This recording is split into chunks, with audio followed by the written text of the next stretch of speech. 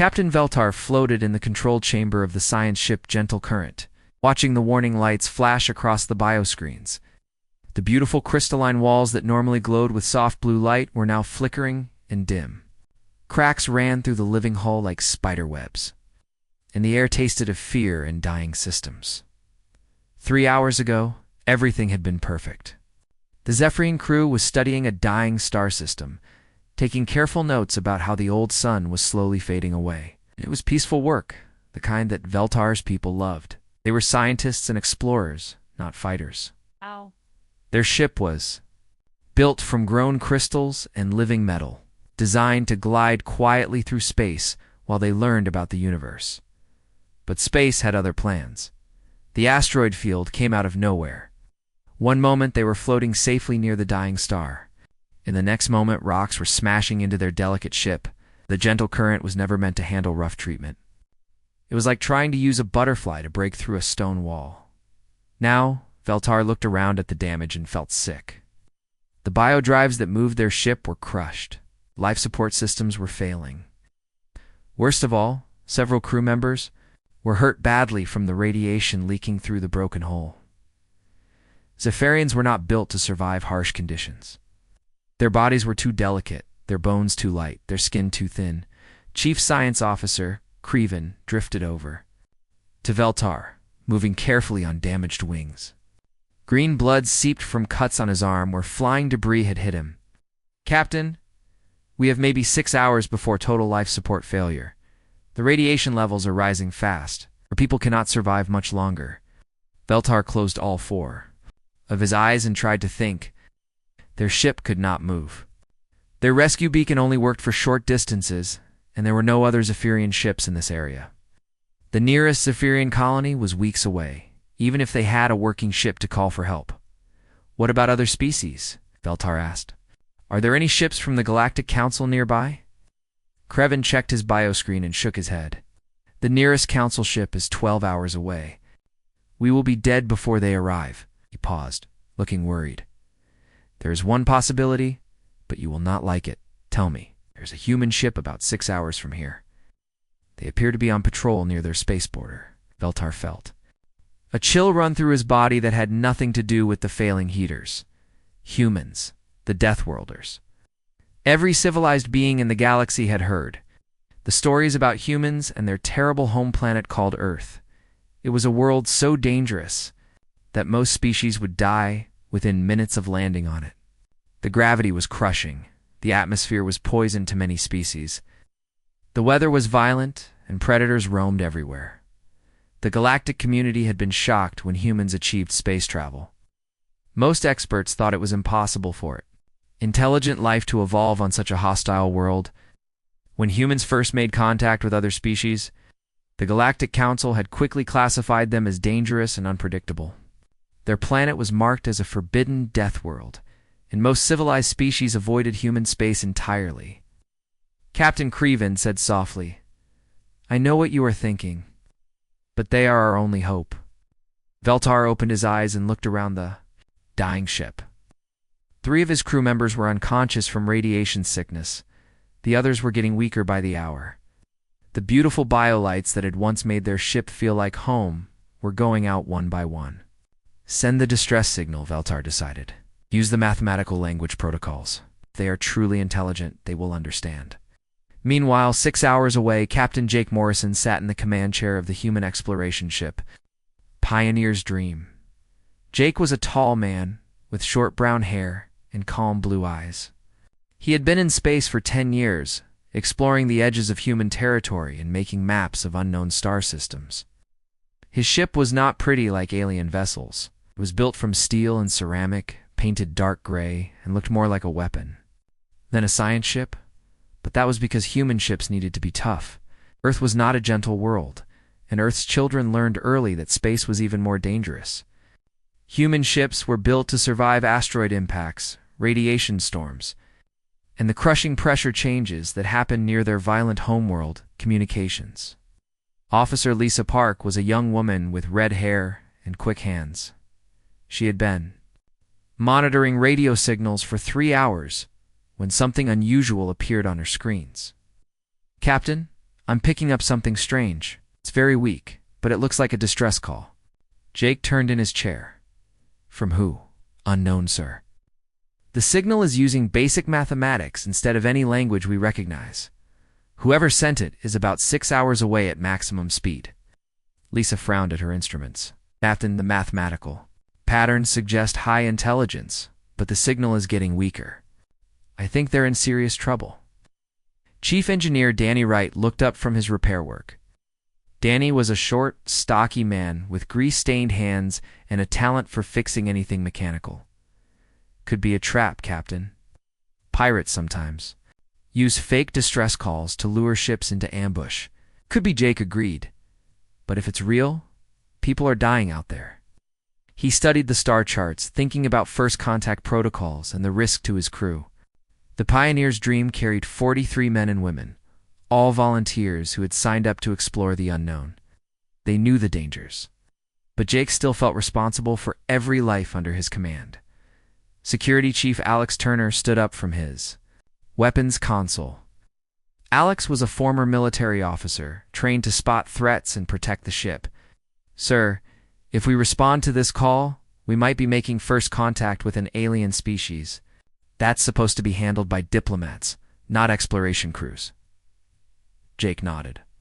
True, but diplomats don't usually carry rescue equipment and medical supplies.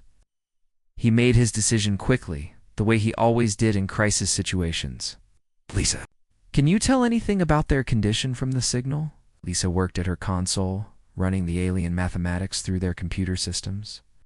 The patterns suggest they're in immediate danger, sir.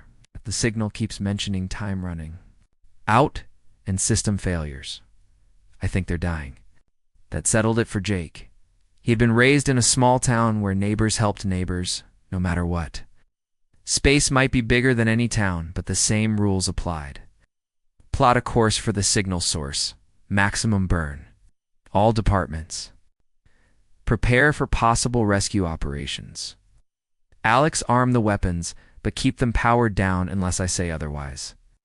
Yes, sir. His crew responded together. As the Pioneer's Dream turned toward the alien distress call and began accelerating. Jake stared out at the stars and wondered what they would find. Humanity had always known that other intelligent species must exist somewhere in the galaxy.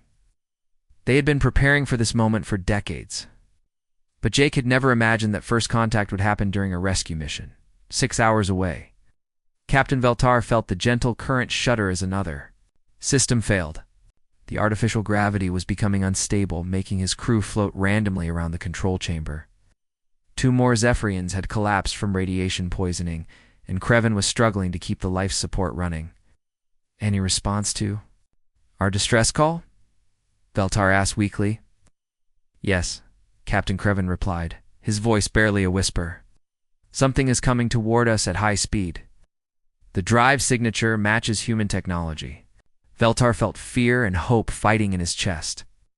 The Deathworlders were coming. They might be violent and dangerous, but they were also his people's only chance of survival. In a few hours, they would learn whether the stories about humans were true and whether beings from a death world could show mercy to strangers from the stars. The Pioneer's Dream dropped out of faster-than-light travel with a deep rumble that shook the entire ship. Captain Jake Morrison gripped his command chair as the artificial gravity adjusted to normal space conditions. Through the main viewing window, he could see their destination floating in the darkness ahead. Jesus Christ, whispered Danny Wright, the chief engineer.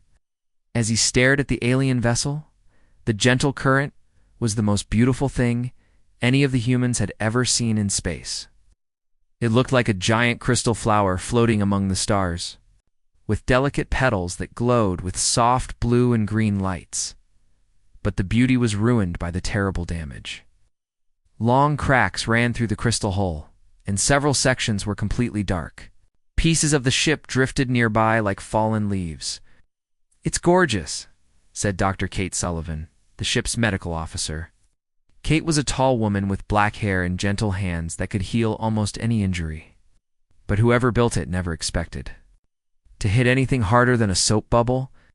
Communications officer Lisa Park was working frantically at her console, trying to establish contact with the alien ship. Captain, I'm getting a response. They're trying to talk to us. The main screen flickered, and suddenly an alien face appeared. Oh. The humans stared in amazement. The being looking back at them had large golden eyes, skin that seemed to shimmer with its own light, and delicate features that reminded Jake of pictures he had seen of angels. But this angel looked terrified and sick. "This is Captain Veltar. Of the Zephyrian science vessel Gentle Current," the alien said in a voice like wind chimes. The computer was translating his words, but everyone could hear the fear underneath. "We received your approach signal. Are you truly here to help us?" Jake leaned forward in his chair. "This is Captain Jake Morrison of the human ship Pioneers. Dream, we received your distress call and came as fast as we could. What's your situation?" Veltar's golden eyes widened when he heard the word human, even through the translation. His voice became very quiet. "You are Deathworlders. We were told your kind were dangerous and violent, that you came from a world of death and darkness." "Can be dangerous when we need to be," Jake said calmly. "Right now, what we need to be is helpful. How many crew members do you have, and how badly are you hurt?" For a moment, Veltar said nothing. Jake could see the alien captain struggling with fear and desperation. Finally, Veltar spoke again. "We have 12 crew members. 3 are unconscious from radiation poisoning. The others are weak and getting worse. Our life support will fail. Completely, in less than 4 hours, our ship cannot move." Dr. Sullivan stepped forward so Veltar could see her. "Captain Veltar, I'm Dr. Sullivan, the medical officer on this ship. Can you tell me about your species biology? I need to know." "How to help your injured crew?" "You would help us?" Veltar asked in amazement. "Even though we are strangers?" "That's what we do," Jake said simply. "Lisa, get me a detailed scan of their ship. Danny, I need to know if we can dock with them or if we'll need to use the shuttles. Kate, start preparing the medical bay for alien patients. Alex, keep our weapons powered down but stay alert." Security Chief Alex Turner nodded from his position at the weapons console. Alex was a careful man who always planned for trouble, but even he could see that these aliens were no threat to anyone. "Understood, Captain." The next hour was a flurry of activity as both ships worked together to figure out how to help each other. The humans quickly learned that the Zephyrians were much more fragile than they had expected. The radiation levels that were slowly killing the aliens would barely bother a human. The temperature inside the alien ship was so cold that the humans would need thick jackets. Gravity was so light that the humans would bounce around like children on a playground. Captain Danny reported, "Their docking ports are completely incompatible with ours. The good news is that their ship is so lightly built that I can cut through their hull with our emergency tools and make our own entrance. The bad news is that they're leaking atmosphere fast." Dr. Sullivan was studying the medical data that the Zephyrians had sent over. "Their biology is incredible, Captain. They're like living works of art, but they're incredibly delicate. Their bones are hollow like bird bones. Their skin is thinner than paper, and their internal organs are much more sensitive than ours. The radiation that's poisoning them would give a human a slight headache at worst." "What about their air?" Jake asked. "Can we breathe it? It's actually very similar to Earth air, just cleaner and with less oxygen. We can breathe it fine, but they might have trouble with our air because it's too rich for them." Jake made his decision. "Danny, take a repair team and cut us an entrance to their ship. Kate, you and Tony get into environmental suits and prepare to treat radiation poisoning. Alex, you're with me, going to meet our new neighbors." 20 minutes later, Jake Morrison became the first human to step aboard an alien spacecraft. The inside of the Gentle Current was even more beautiful than the outside. The walls seemed to be made of living crystal that pulsed gently with soft light. The floors were smooth and warm under his boots. Everything was curved and flowing like the inside of a seashell, but the beauty was overshadowed by the obvious distress of the ship and crew. Alarms were softly chiming, and the lights were flickering and growing dim. Floating in the low gravity, Jake could see the alien crew members. They were even more delicate in person, like butterflies made of light and crystal. Nice. Several were unconscious. Floating limply in the air, Captain Veltar approached Jake carefully, moving with the grace of a dancer despite his obvious weakness. Up close, Jake could see that the alien captain was badly hurt. Shimmering skin had dark patches that looked like bruises, and he moved as if every motion caused pain. Captain Morrison Veltar said, his voice barely above a whisper, "I must ask, why did you come? Your people and mine have never met before. We cannot offer you anything in return for your help." Jake looked around at the dying ship and the injured aliens. "Captain, where I come from, when someone needs help, you help them. It's that simple." Dr. Sullivan floated into the chamber wearing a bulky environmental suit that made her look like a robot to the Zephyrians. In her hands, she carried medical equipment that was rough and crude compared to the elegant alien technology. But it was designed to work in harsh conditions. "Captain Veltar," she said gently, "I need to examine your crew members. My equipment might look scary to you, but I promise I'm here to help." What happened next amazed the Zephyrians. Dr. Sullivan moved through their ship like she was born, in zero gravity, quickly but carefully examining each crew member. Her instruments were loud and clunky compared to Zephyrian medical tools, but they worked perfectly in the dangerous conditions that were killing the aliens. "This one has severe radiation poisoning," she reported about one unconscious Zephyrian. "But I can treat it with our anti-irradiation medication. Their cellular structure is actually very similar to ours, just much more delicate." Meanwhile, Danny Wright was examining the damage to the Zephyrian ship's systems. What he found was both impressive and frustrating. "Captain, their technology is centuries ahead of ours in some ways. These biodrives are incredible. They're like living engines that grow and adapt. But they're completely helpless against physical damage. It's like they designed everything assuming space would always be perfectly safe and calm." As the humans worked, the Zephyrians watched in growing amazement. These beings from the death world moved easily through conditions that would kill most galactic species. They worked with tools that were crude but effective. They showed no fear of the radiation or the dangerous environment. Young engineer Sam Rodriguez was helping Danny, the repairs, when he made an important discovery. "Hey Danny, look at this. Their biodrives aren't really broken. They're just in some kind of shock from the impact. It's like they shut down to protect themselves." Danny studied Sam's findings. "You might be right. What if we could jumpstart them somehow? Our emergency power cells put out a lot of energy very quickly. Wouldn't that be too rough for their delicate systems?" "Maybe," Danny grinned. "But sometimes delicate systems just need a good kick to get them working again." As the rescue continued, both species began to understand each other better. The Zephyrians realized that the terrifying Deathworlders were actually gentle and kind, willing to risk their lives to save strangers. The humans discovered that the galaxy was full of beauty and intelligence that they had never imagined, but they were also beginning to understand that something was very wrong with this situation. The asteroid field that had damaged the gentle current was not natural. Someone had placed those rocks there deliberately, creating a trap for unwary ships. And if that was true, then Captain Veltar and his crew were not just accident victims. They were refugees running from something terrible, and that something might still be hunting them. Dr. Kate Sullivan floated through the damaged sections of the gentle current, her bulky environmental suit making her look like a metal monster to the injured Zephyrians. But her voice was gentle as she spoke to each alien patient, even though they could barely understand each other. "It's okay," she said to a young Zephyrian, whose wing membranes were torn and bleeding green blood. "This is going to help you feel better." The alien's golden eyes were wide with fear as Kate brought out her medical scanner. The human device was loud and crude compared to Zephyrian healing tools. But it worked perfectly in the harsh conditions that were slowly killing the delicate aliens. Kate had already treated 3 crew members with severe radiation. It's poisoning using human anti-radiation drugs that were designed for Earth's dangerous environment. "Dr. Sullivan," came Tony Chen's voice over the communication system. Tony was the ship's minette, a quiet man who had learned to work in dangerous places. "The captain wants to know how our patients are doing." Kate looked around at the Zephyrians she had been treating. All of them were looking better already.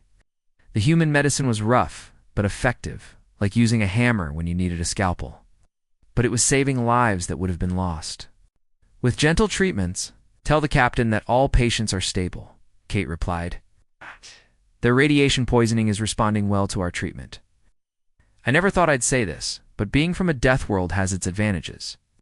Meanwhile, Danny Wright was deep in the engine sections of the alien ship, trying to understand how their biodrives worked. The Zephyrian engines were living things, grown rather than built, and they were the most beautiful machines Danny had ever seen. They looked like crystal flowers that pulsed with energy, but right now, they were dark and silent. "This is incredible," Danny muttered as he studied the organic systems. "These drives are like nothing we've ever imagined. They grow and adapt and repair themselves, but they're completely helpless when something hits them hard." Sam Rodriguez was working beside him, carefully examining the damaged bioconduits. It's like they've never had to deal with anything rougher than a gentle breeze. "Look at these connections. They're beautiful, but they break if you look at them wrong." Danny nodded, thinking about the difference between human and alien engineering. Human machines were built to survive in Earth's harsh environment, where storms could destroy cities and earthquakes could split mountains. They were tough and simple, and could be repaired with basic tools. Alien technology was elegant and advanced, but it needed perfect conditions to work properly. "Sam, remember what you said about jump-starting these biodrives?" Danny asked. "Yeah, but I'm worried our power cells might be too rough for their systems." Danny grinned, the same expression he got when he was about to try something that might be brilliant or might blow up in his face. Sometimes rough is exactly what you need. These biodrives shut down to protect themselves from damage, right? But they might just need a strong enough signal to wake them up again. On the bridge of the Pioneer's Dream, Captain Jake Morrison was talking with Captain Veltar through the communication link. The alien captain was looking much better after Dr. Sullivan's treatment, but Jake could see that something was still bothering him. "Captain Morrison," Veltar said, his musical voice carrying a note of sadness. "I must tell you something important about why we are here." Jake leaned forward in his chair. "I'm listening. We were not exploring this system by accident. Came here because we were fleeing from something terrible. There are beings in the galaxy who hunt peaceful species like mine. They call themselves the Hegemony, and they believe that only the strongest deserve to live." Security Chief Alex Turner looked up from his console. "Are you saying someone is trying to kill your people?" Veltar's bioluminescent patches flickered. "With distress, the Hegemony sees species like mine as weak and worthless. But they also fear us because our technology is different from theirs. We prove that there are many ways to be advanced and intelligent, not just their way of conquest and violence." Jake felt anger building in his chest. He had grown up in a world where bullies were stopped, where the strong protected the weak. How long has this been going on? Many years? They hunt our exploration ships, destroy our colonies, enslave our people. The Galactic Council does nothing because they fear the Hegemony's military power. We came to this remote system hoping to hide and continue our research, but they found us anyway. "The asteroid field," Jake said, understanding. "It wasn't an accident, no. The Hegemony likes to create traps for ships like ours. They place obstacles in our path and wait for us to be damaged. Then they arrive to finish what the asteroid started. It is a slow, cruel death that sends a message to other species." Alex stood up from his weapons station. "Captain, if these Hegemony forces set a trap here, they might still be nearby, waiting to spring it." Before Jake could respond, alarms started. Sounding throughout the Pioneer's Dream, Lisa Park's hands flew over her communications console as she tried to identify the incoming signals. "Captain," she called out, "I'm detecting multiple ships approaching our position. They're big, and they're coming fast." On the alien ship. Danny Wright was just connecting his human power cells to the Zephyrian biodrives when the emergency alerts reached him. "Sam, we need to get these engines working right now. It looks like we're about to have company." "Are you sure this will work?" Sam asked, as they prepared to send human electrical power into the delicate alien systems. "Nope," Danny replied cheerfully. "But it's better than sitting here waiting to die. Hit it." Sam activated the power cells, sending a surge of raw electrical energy through the biodrives. For a moment, nothing happened. Then the crystal-like engines began to glow, slowly at first, then brighter and brighter. The organic conduits pulsed with new life, and the gentle current shuddered as power flowed through its systems for the first time since the attack. It's working, Sam shouted in excitement. The biodrives are responding. But their celebration was cut short as the hegemony ships arrived. Through the viewports, Jake could see 3 large vessels dropping out of faster-than-light travel. They were ugly, angular ships painted in dark colors, and they bristled with weapons. They looked like they had been designed by people who thought that intimidation was more important than beauty. "This is Hegemon Commander Breakdale," came a harsh voice over the communication system. "Deathworlders, you will release our prisoners and leave this system immediately. Your interference in galactic justice will not be tolerated."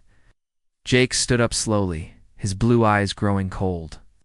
Around him, his crew prepared for what might be their first real battle since leaving Earth. These aliens had come expecting to find a damaged science ship full of helpless victims. Instead, they found humans from a death world. And humans who had just learned that someone was hunting refugees and leaving them to die in space. "This is Captain Morrison," Jake replied, his voice calm, but carrying the promise of violence that every predator would recognize. "The beings under our protection are not prisoners, they're refugees. The only justice here is making sure they get home safely." Dr. Sullivan's voice came over the internal communication system from the alien ship. "Captain, all Zephyrian crew members are stable and ready for transport if needed. But I think they'd prefer to stay with their own ship if possible." "Understood." "Kate, Danny, what's the status on their engines?" "Engines are online and growing stronger by the minute, Captain. These biodrives are amazing once you get them started. Give me another 10 minutes, and the gentle current will be able to move under its own power." Veltar's image appeared on Jake's screen, the alien captain looking both grateful and terrified. "Captain Morrison, you do not understand what you are facing. The hegemony has destroyed entire fleets. Your single ship cannot stand against them." Jake looked at the 3 enemy ships on his tactical display, then at his own crew preparing for battle. Every human on the Pioneer's Dream had volunteered for deep space exploration. Knowing they might face unknown dangers far from home, they were engineers and doctors and scientists, but they were also the children of Earth. And Earth had taught them that sometimes you had to fight to protect what was important. "Captain Veltar," Jake said quietly, "you're about to learn something about Deathworlders. We don't give up, we don't run away, and we really don't like bullies." The hegemony ships were moving into attack formation, confident that one small human vessel would surrender or be quickly destroyed. They had no way of knowing that they were about to face beings who had evolved on a world where everything tried to kill them, who had learned to turn the harshest environments into advantages, and who considered protecting the innocent to be worth any risk. The battle for the gentle current was about to begin. The galaxy would never be quite the same afterward. The 3 hegemony ships hung in space like dark predators, their weapons pointed at the Pioneer's Dream and the damaged gentle current. Captain Jake Morrison studied them on his tactical display, noting their size and firepower. Each enemy ship was twice as large as his own vessel. They carried enough weapons to destroy a small moon. But Jake had learned something important during his years, exploring dangerous space near Earth. Size and weapons were not everything. The biggest, strongest predators on Earth often lost fights to smaller, smarter opponents who knew how to use their environment. "Alex," Jake said to his security chief, "what can you tell me about those ships?" Alex Turner had been studying the enemy vessels since they arrived. "They're built for intimidation, Captain. Lots of heavy armor and big guns, but they're slow and clumsy. They're designed to fight enemies who will either run away or stand still and get shot. And we're not going to do either of those things, are we?" "No, sir," Alex replied with a grim smile. Meanwhile, aboard the gentle current, Captain Veltar was watching the human rescue efforts with growing amazement. Dr. Kate Sullivan was treating the last of his injured crew members, using her rough but effective medical equipment to heal wounds that Zephyrian medicine could not handle in these harsh conditions. "Your people are remarkable," Veltar told her, as she finished treating a young engineer whose wing membranes had been torn by flying debris. "We expected Deathworlders to be violent and dangerous, but you are gentle and kind." Kate smiled as she packed up her medical supplies. "We can be both, Captain. Depends on what the situation needs." She looked out through the crystal walls at the hegemony ships. "Right now,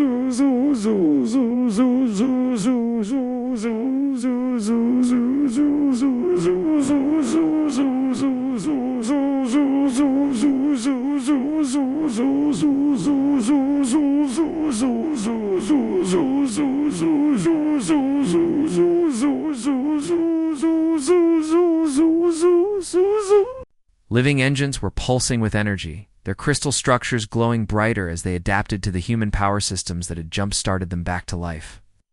"It's incredible," Sam said, watching the organic machinery repair itself. "Drives are actually learning from our electrical systems and becoming stronger." Danny nodded, wiping grease from his hands. Sifarian technology is amazing when it works, but it needs the right conditions. Human technology is crude, but it works anywhere. He grinned. Turns out they work pretty well together. Back on the bridge of the Pioneer's Dream, Communications Officer Lisa Park was listening to the radio chatter between the hegemony ships. "Captain, they're not just talking to us. They're coordinating an attack pattern. Sounds like they've done this many times before."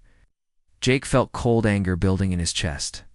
These beings made a living out of hunting peaceful species, setting traps for exploration ships, and murdering scientists and researchers who just wanted to learn about the universe. It was exactly the kind of behavior that humans had learned to hate during their long, violent history on Earth. "Captain Morrison," came the harsh voice of Hegemon Commander Breakdale over the communication system. "You have 30 seconds to surrender the Zephyrian criminals and withdraw from this system. This is your final warning. Criminals?" Jake repeated, looking at the image of Captain Veltar on his screen.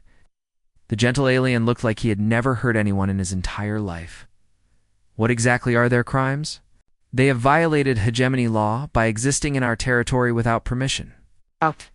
They have refused to submit to our authority. They have spread dangerous ideas about cooperation and peace that threaten galactic stability." Jake exchanged glances.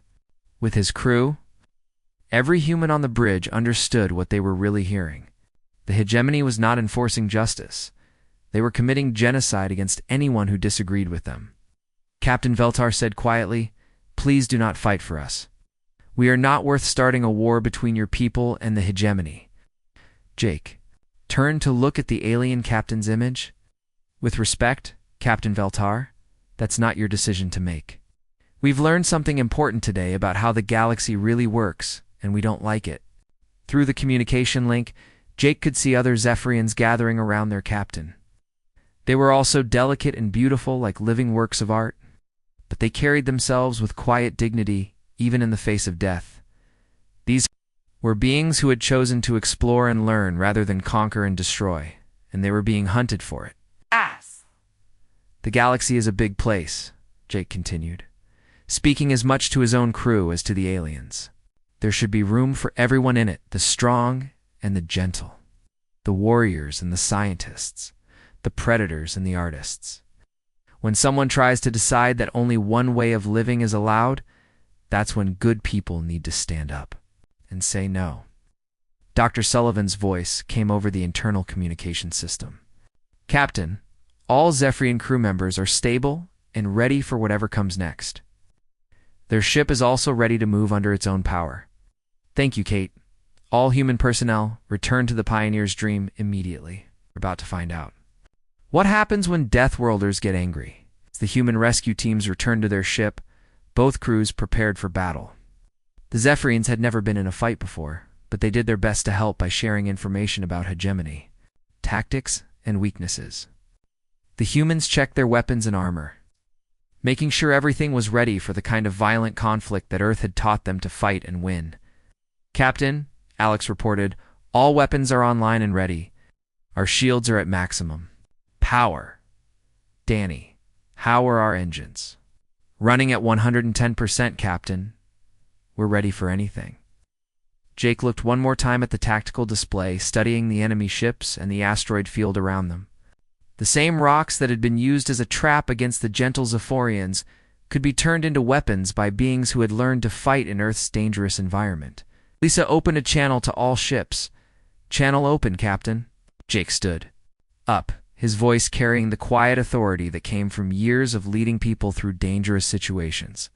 When he spoke, every being in the area could hear the promise of violence that came from a world where only the strong survived, but also the moral certainty that came from people who knew the difference between right and wrong. "This is Captain Jake Morrison of the human vessel Pioneer's Dream. Hegemon Commander, you came here expecting to find helpless victims. Instead, you found us.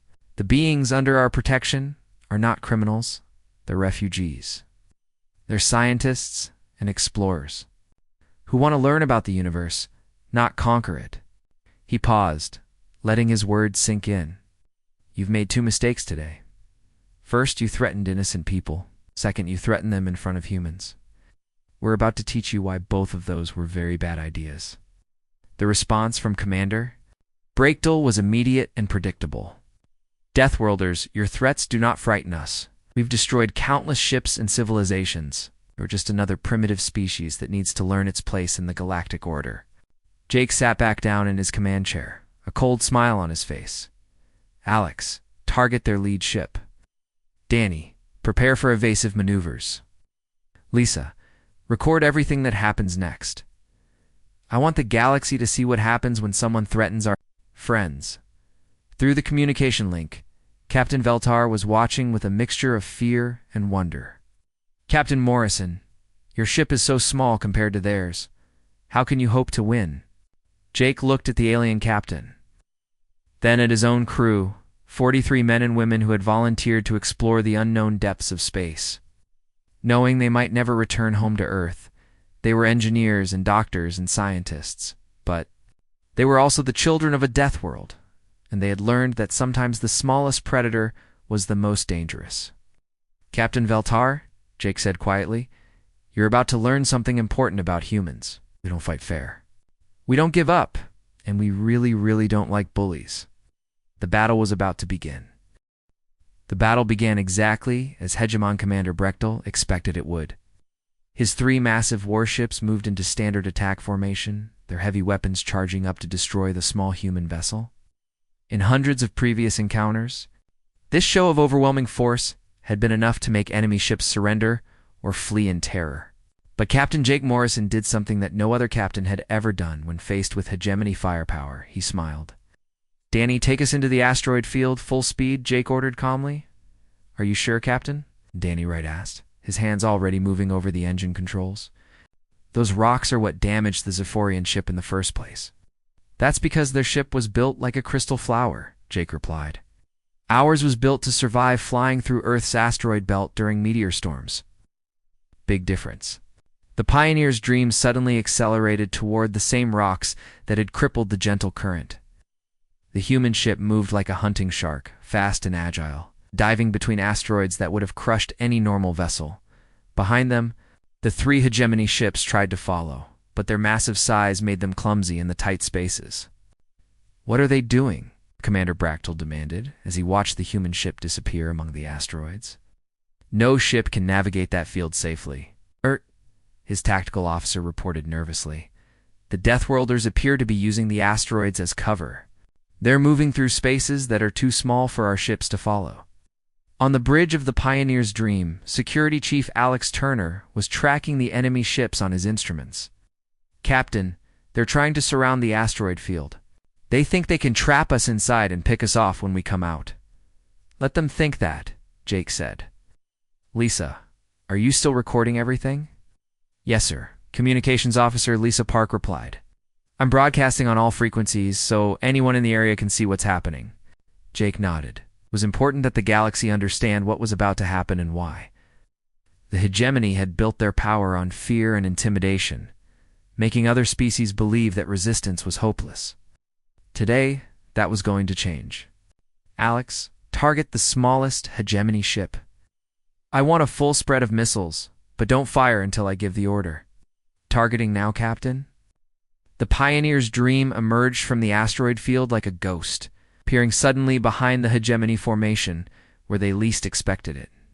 Before the enemy ships could react, Alex fired every missile the human ship carried. The weapons streaked through space, not toward the hegemony ships themselves, but toward the asteroids around them. "What are they shooting at?" Brechtel shouted as explosions lit up the space around his fleet. His question was answered a moment later as the missile impacts shattered several large asteroids, sending clouds of rocky debris flying in all directions.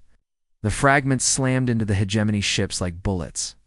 Their armor designed to stop energy weapons, not physical impacts at high speed. "Shields are failing," the tactical officer reported as alarms sounded throughout the hegemony flagship. "We're taking heavy damage from asteroid impacts," but Jake was not finished. The Pioneer's Dream darted back into the asteroid field, using the rocks as both cover and weapons. Danny Wright piloted the ship with the skill of someone who had learned to fly in Earth's dangerous space environment. Where asteroid storms and solar flares were daily hazards, "Danny, bring us around behind their lead ship," Jake ordered. "Alex, prepare the main gun." The human ship emerged from behind a large asteroid, appearing directly behind the hegemony flagship. At point-blank range, Alex fired the Pioneer's Dream's main weapon, a simple but powerful laser cannon designed to cut through space debris. The beam sliced through the enemy ship's rear armor like a hot knife through butter. "Impossible," Brechtel screamed as his ship's engines exploded. "How can primitives fight like this?" Aboard the Gentle Current, Captain Veltar and his crew watched in amazement as the single human ship dismantled the hegemony force. The Deathworlders were not just fighting, they were dancing through the asteroid field like it was their natural element, turning the very trap that had been set for the Zephyrians into a weapon against their enemies. "They're using our environment against us," Veltar whispered. "The humans see opportunity where we saw only danger." Dr. Kate Sullivan, who had remained aboard the alien ship to monitor the Zephyrian crew, watched the battle through the crystal windows. "On Earth, we call this adaptation," she explained to the watching aliens. "When the environment tries to kill you every day, you learn to make it work for you instead." The second hegemony ship tried to retreat, but Security Chief Alex Turner had anticipated this. The Pioneer's Dream herded the enemy vessel toward a cluster of asteroids, then used precisely aimed shots to trigger an avalanche of rocks that buried the ship in debris. Only Commander Brechtel's flagship remained, but it was crippled and drifting. Its engines destroyed and its weapons offline. The mighty hegemony force that had arrived expecting an easy victory was now completely helpless. Jake opened a communication channel to the surviving enemy ship. His voice was calm, but every being in the area could hear the quiet authority of someone who had just proven his point with overwhelming force. "Commander Brechtel, this is Captain Morrison. Your ships are disabled and your crews are defeated. You have two choices. You can surrender and be treated as prisoners of war, or you can try to continue fighting and be destroyed. Choose wisely." For a long moment, there was silence from the hegemony flagship. Then Brechtel's voice came through, no longer arrogant but filled with fear and confusion. "How?" he asked simply. "How did you defeat us so easily? You have conquered dozens of species, destroyed hundreds of ships. You're the strongest force in this sector of the galaxy." Jake looked around at his crew, 43 men and women who had just fought and won humanity's first space battle against alien enemies. They were engineers and doctors and scientists, but they were also the children of Earth. And Earth had taught them that strength meant more than just big guns and heavy armor. "Commander, you made the mistake that bullies always make," Jake replied. "You thought that being big and scary was the same as being strong. You thought that having powerful weapons meant you could never lose. But real strength isn't about how much damage you can do. It's about how much you can survive, how quickly you can adapt, and how far you're willing to go to protect what matters to you." He paused, looking at the image of Captain Veltar on his screen. The gentle alien captain was staring at him with something like wonder, beginning to understand what it truly meant to be from a death world. "You also made one other mistake," Jake continued. "You threatened our friends. Humans don't forget that kind of thing. The aftermath of the battle was swift and decisive. The surviving hegemony crews were taken prisoner and treated well according to human military traditions. The damaged Ships were secured, and their weapons were destroyed to prevent them from being used to hurt anyone else. Dr. Sullivan and her medical team treated the wounded from both sides, making no distinction between friend and enemy when it came to saving lives. It was a lesson that impressed even the hegemony survivors, who had never seen such behavior from a conquering force. Captain Veltar approached Jake as the two ships prepared to leave the asteroid field together. The Zephyrian captain moved with new confidence, his people's fear of the Deathworlders replaced by respect and gratitude. Captain Morrison Veltar said, "We understand now why your world is called a death world. It is not because it breeds death, it is because it breeds beings who refuse to accept death as inevitable, even for strangers." Jake smiled. Captain, "I hope this is the beginning of a long friendship between our peoples. The galaxy is big enough for everyone, the strong and the gentle, the warriors and the scientists. But it's not big enough for those who think only one way of life should be allowed to exist." As the pioneers' dream and the gentle current began their journey toward Zephyrian space, they carried with them more than just the survivors of a rescue mission. They carried the news that humanity had arrived on the galactic stage, not as conquerors, but as protectors. Ready to stand with any species that chose cooperation over conquest, the recording of the battle spread quickly through galactic communication networks. Species that had lived in fear of the hegemony for generations saw that resistance was possible. The Galactic Council received formal notice that humanity was ready to join the community of civilized worlds, but on their own terms and throughout the galaxy. A new understanding began to spread. The Deathworlders had answered a distress call, and in doing so, had announced that the age of unopposed tyranny was over. The humans were here, and they were exactly what the galaxy needed. Even if they hadn't known it before, the universe would never be quite the same again.